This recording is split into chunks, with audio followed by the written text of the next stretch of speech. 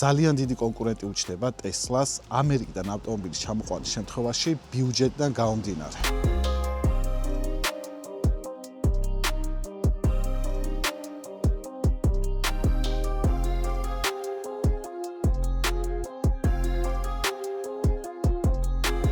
ამ ვიდეოში დაგათვალიერებინებთ BMW i4-ს 2022 წლიანს, რომელიც არის ჩვენი ჩამოყვანილი. ძალიან ლამაზია, პირდაპირ მინდა რომ ფარებით დავიწყო. შიდა მხარეს არის მუქი, რომელიც ძალიან უხდება ამ ავტომობილს. ავტომობილი არის ელექტრო, წინა ცხაურა. ეს გამოიყურება, არის დახურული, ნახევარი ქვევით არის ღია. ეს ჰაერისთვის სჭირდება, შიგნით არის ჟალუსი. წინიდან დაზიანებულ შემთხვევაში გაითვალისწინეთ, რომ მარტო ბამპერი არ არის, შიგნით ძალიან ბევრი დეტალია გამავდროულად. ეხლა დავათვალიეროთ დანარჩენი. დისკები, რომელიც ფიქრობ, რომ უხდება, ეს ავტომობილი არის 40. M პაკეტია. გვერდიდან გამოიყურება ეს.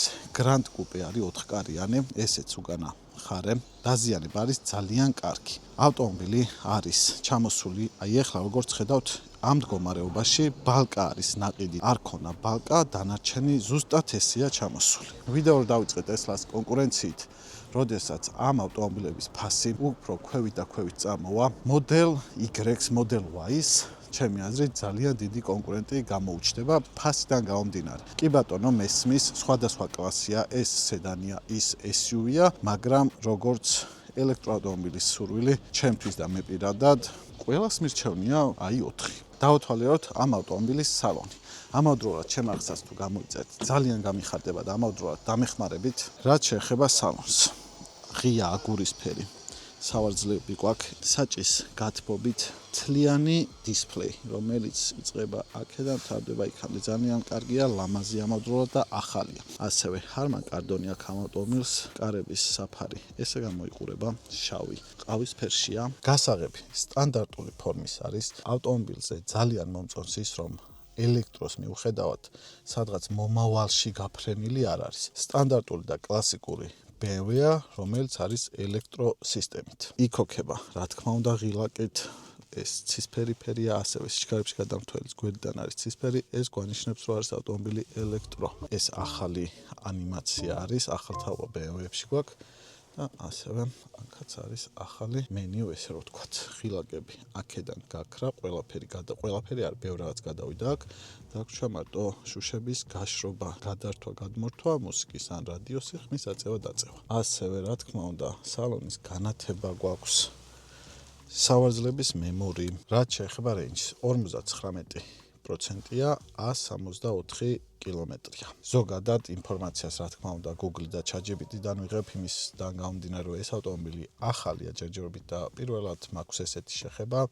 დაახლოებით რეინჯი არის 400 კილომეტრი. პლუს მინუს ტემპერატურაზე რა თქმა უნდა დამოკიდებულია, როდესაც ელექტროავტომობილთან გვაქვს შეხება, ტემპერატურა ძალიან გასათვალისწინებელია. სიცივეში რეინჯი ქვევით მოდის, ყველაზე კარგი პერიოდი არის გაზაფხული, შემოდგომა, როდესაც შეგვიძლია ვთქვათ, რომ არც კონდიციონერით, არც ფეჩით შეგვიძლია გადავადგილდეთ ქალაქში. მაგ დროს ყველაზე ბევრს გადის ელექტროავტომობილები.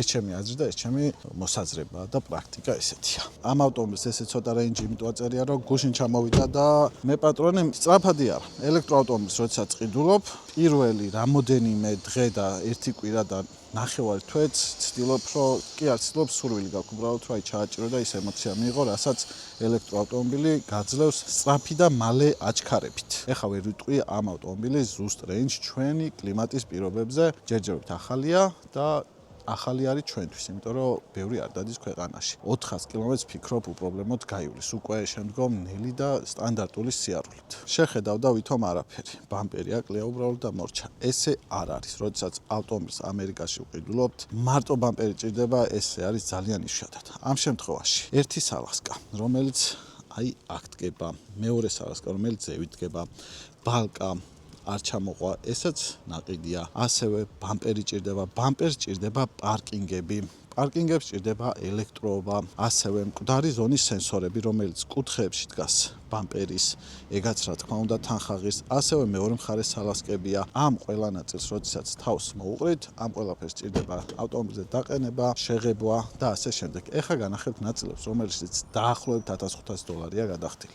შეხედავთ თვითონ არაფერი, მაგრამ ესეა. როდესაც ახალ და მით უმეტეს ევროპულ ავტომობილზე გვაქვს საუბარი. ესეც ნაწილები შეიძლება შოკში ჩავარდეთ, მაგრამ ეგრეა. ეს დაფა, ეს ავტომობილს არ ჩამოყვა, აი უკანა მხარეს რაც არის, არაფერი არ ჩამოყვა, ერთი აი ეს დაფა ჩამოყოლილია. ეს ვნახეთ რა თქმა უნდა ამერიკაში. ესეც სალასკები, რომელიც გვერდებზე დგება. თეთრი ოთხკუთხედები არის მკვდარი ზონის სენსორები. ასევე უკანა დაფა. კიდე ქვევით არის აი ეს სალასკა, ეს კიდე სალასკა. და მთლიანობაში აი აქ რასაც ხედავთ, კი არ არის კარგად დაღმათი, მაგრამ დაახლოებით $1500 არის. ასევე ჭირდება სრული ბამპერი, პარკინგებით, ელექტროობით, რომლის ფასიც არის დაახლოებით $1500. ნაწილები პლუს-მინუს გამოდის $3000. ამ ნაწილებს ესაც ესეთი დათვლილი. მე იქ რაღაც პატარა დამაკლდავ და წინასწარ ვერ გათვალე ესეთ რაღაცაც, რა თქმა უნდა არსებობს. ვიანგარიშოთ პლუს-მინუს $3000. შემდგომ ბამპერი იღებება ამ ავტომობილზე მხოლოდ ერთი დეტალი იქნება შეღებილი და ამ შეღებვაში არ უნდა დავზოგოთ და არ უნდა ვეცადოთ რომ აუ ძალიან იაფად აი 200 ლარა 300 ლარა შემიღებე. ერთი დეტალი იღებება ავტომობილს ეკუთვნის კარგად აწყობა, იმიტომ რომ კარგია, უნდა გადავიხატოთ, რა თქმა უნდა. შეღებვის ამბების ამღებურ სათვალთვალოს ვიტყოდით თავი ბოლო აწყობიანად, რა ვიცი, მე პირადად დაახლოებით 1000 ლარს. მე კი ჭირდება ავტომობილის ქიმწმენდა, პოლირება, თავი ბოლო უხეში და ესეთი თეორიული დათვლით ვიტყოდი ამ ავტომობილის რემონტს ჭირდება $4000. ჩვენ ავტოიმპორტიორ კომპანიას ქვია Dealers Group-ი, ჩვენ ჩამოყავს კარგი, ლამაზი და კომფორტული ავტომობილები ამერიკიდან. აქ მთლიანად ეგ პროცესი ასახული. ძრავსაც ჩავხედოთ და განახებთ, ავტომობილის გარბენი აქვს 46000 მილი. სათაწლოვანება არის 2022 წელი.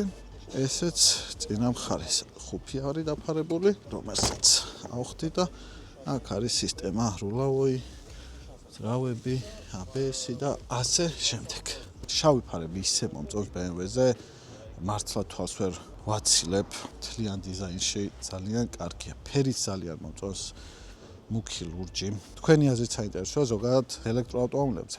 BMW i4-ზეც მაინტერესებს, რას ფიქრობთ? ერთ-ერთ ვიდეოს ფიქრობ ზოგადად ელექტროავტომობილებთან დაკავშირებით, ჩემი პირადი აზრი იქნება, არაფერზე დაფუძნებული, მე რა შეხედულება მაქვს და როგორ ვუყურებ ელექტროავტომობილებს, ამ ვიდეოსაც ჩავწერ სამომავლოდ. უკანაც ჩავჯდეთ. პირდაპირ იმასაც ვიტყვი, რომ არც თუ ისე კარგი რაღაც ხდება, კი, ოდნავ წინ ჩავწევდი ამას და შედარებით მეტი ადგილი იქნებოდა. ცუდად არ ვზივარ, მაგრამ გადასარევადაც არ ვზივარ. ამ ხელა ადგილი მაქვს, სიმაღლეში მაღალი არ ვარ, დაახლოებით 170 სანტიმეტრი ვარ. უკან ცუდად არ ვზნობ, ჩემი ზომიდან გამომდინარე, მაგრამ არც ვაი რა მაგარია თქვა ეგრე არა, მაგრამ ცუდად ვერ შევაფასებდი, რომ აი საშინელებაა და აი კუპე ავტომობილებს რო ჭირთ ეგრეც არ არის. 4 კარი რო აქვს, გამოყენებადია და ისეთი გადაადგილება შესაძლებელია. შავი ჭერი აქვს, ასევე ლუკი აქვს. ესე გამოიყურება სალონი. ეხლა წავიდეთ ამერიკის სურათებს გადავხედოთ და პატარა შეჯამებაც გავაკეთოთ ვიდეოს ბოლოს.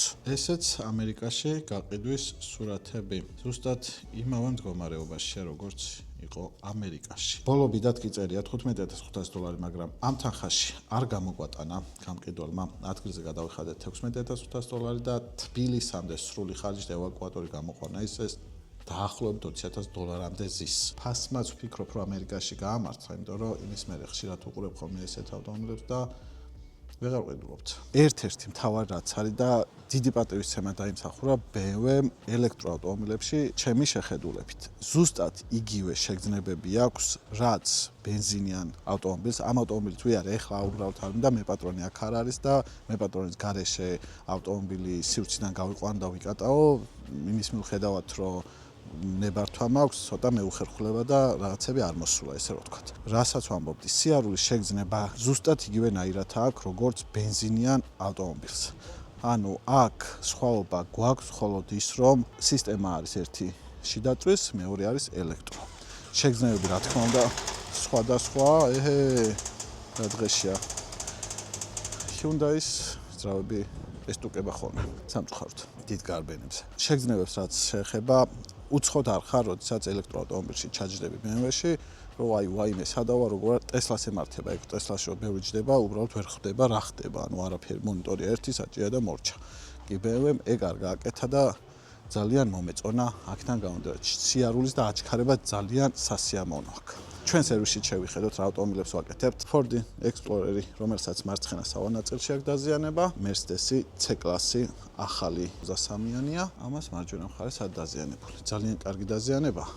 ესეც კარგი დაზიანება. ასევე Tucson ყავს, Tesla ყავს. კი ბატონო, ჩვენ ავტო სერვისში კეთდება პირველად დახმარება ახალ ჩამოსულ ავტომობილებზე მხოლოდ. გამიხარდებათ ჩემ არხს გამოიწერთ, მოიწონებთ ვიდეოს და თქვენ ასას დამიწერთ i4-ზე და ზოგადად ელექტროავტომობილებზე.